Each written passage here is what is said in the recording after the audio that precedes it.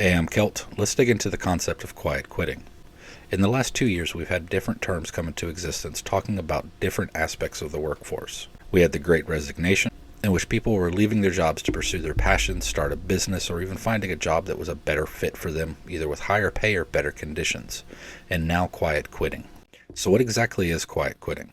Well, maybe we can ask billionaire CEO Mr. Wonderful from Shark Tank for an explanation. Quiet quitting is a really bad idea. If you're a quiet quitter, you're a loser. Well, that wasn't a very good explanation, but it brings up another question. Why is a billionaire CEO going on TikTok calling people who quiet quit losers? The term quiet quitting originated on TikTok. Videos were made by people stating they weren't actually quitting their job, but now they were just doing the bare minimum, and they refer to it as quiet quitting. So the concept of quiet quitting is nothing more than going into work and doing the bare minimum to not get fired. And this is scary for many CEOs. Billionaires become billionaires by underpaying and overworking their employees. Those late night calls, emails, or texts where they're expecting you to do work from home when you're no longer on business hours. So quiet quitting is nothing more than actually maintaining a work-life balance, realizing that you were paid to do a job and that that's what you should be doing. If they want you to do more, they should pay you more. But this isn't exactly a completely new concept. Unions have been doing their version of quiet quitting for a while now. Just in the union world, it's called work to rule. When unions are having problems with management not following contracts, having bad working conditions, or even negotiations of contract, they will sometimes call a strike. That's the last resort, though. When unions don't want to call a strike, but still want their employees to be able to have some leverage, they'll initiate what's called work to rule. Work to rule is when every employee comes in and they make sure they follow every single rule that is set out.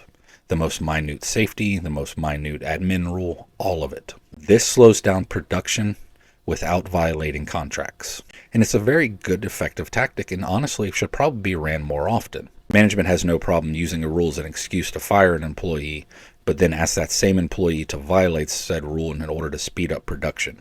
A good example would be Amazon. Amazon has multiple reports of firing employees for violating a very small rule, but at the same time putting production quotas to such a high level that employees have to violate these rules to be able to meet that demand, and then discipline employees when they do not meet that demand. This is the issue that causes the fear in these billionaire CEOs about quiet quitting. Because quiet quitting is not coming in and refusing to do your job. It's not coming in and slacking off. It is coming in and doing exactly what is asked for you by company policy, company manuals, and what you are being paid to do. This puts employers in a tight spot because this shifts power back to employees. It's not a good look for employers to fire someone for following their rules, even if by following those rules it slows down production. So when you see billionaire CEOs telling you that quiet quitters are losers and you shouldn't do it, it's because they've seen this tactic before by unions, and it scares them. Because if they can't get you to do work for free, their profit margins go down and they have to buy one less yacht.